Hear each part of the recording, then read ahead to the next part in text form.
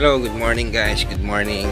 Magluluto tayo. Yung pinakita ko kanina sa inyo, yung binili ko, yung liempo. So, sabi ko nga kanina, ay ang lulutuin ko lang is piprito ko lang yon. Pero masarap naman yung pagkakaprito. May twist na konti. So, ang mga ingredients lang yon, very simple. Ano lang, bawang lang, patis, paminta, asin, ganun lang guys. Tapos, i-coat natin sa crispy fry para mas masarap pag pinirito natin. So guys, yun na nga, papakita ko sa inyo paano ano yun, ano yung mga ingredients. So ito, papakita ko sa inyo guys. Ito, simple lang yan guys. Ito, tingnan natin ha. Ayan guys, ang mga ingredients ko, simple lang ha. Ayan, lagyan natin yung bawang. Ayan, yung bawang, mas maraming bawang, mas masarap yan guys. Malinis ang kamay ko guys ha. Malinis po yan. Tapos lagyan natin ng ito, yung calamansi juice. Ayan, lagyan natin. Huwag masyadong madami para hindi masyadong maasin. Ayan, paminta. Ayan, lagyan natin paminta, mas masarap para ang paminta. Ayan, tapos lagyan natin ng patis guys. Patis ha. Kailangan ko lang yung patis. Ayan, ayun, ayos na yung patis na yun. Patis.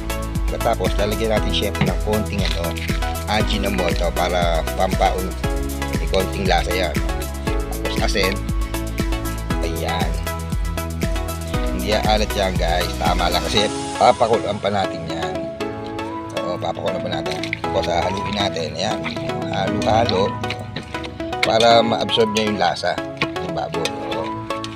Ito lang yan guys. Tingnan nyo pag ito naman naluto, ang sarap naman niya. Konti lang binili ko ng liempo guys kasi mahal eh. Maliilan lang naman kami. Oo. Ayan o. Mga 4 strips. 4 strips lang ang binili ko. I-presyo na rin yon guys. Ayan ha. So, ayan. Nahalo na natin. Ang gagawin natin yan guys, papakuluan natin yan. Lalagyan syempre natin ng konting tubig. Syempre, para lumambot siya. Then palalambutin natin ng gusto yan. Para pag pinirito natin, simpleng prito lang, pero yung taba niya, masarap. Malambot yung laman. Grabe. Grabe, sarap noon guys.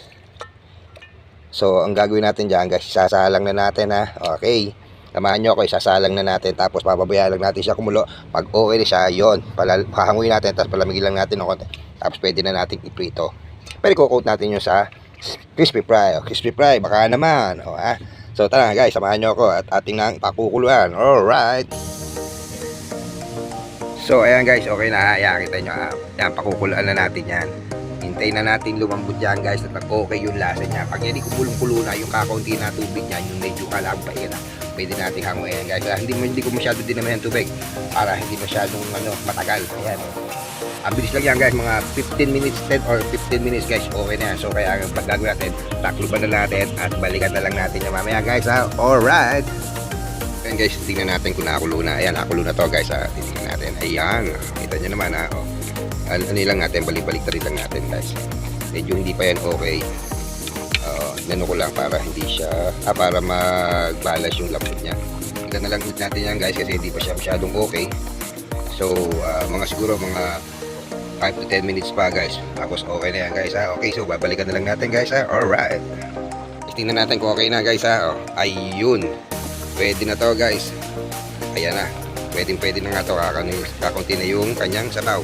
So hahanguin na natin guys. Tapos ipatitikin natin ito. Palamigin natin konti. Tapos bebreading natin. Ito na guys ha. Ayan, pasensya na. Medyo malabo eh. Pero okay yan. Hahanguin ko muna guys ha. Alright.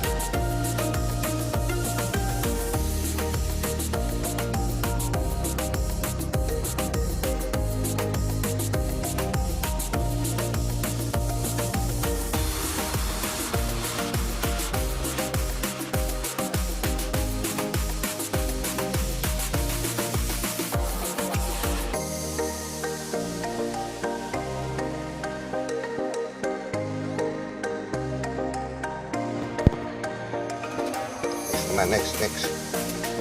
Yan.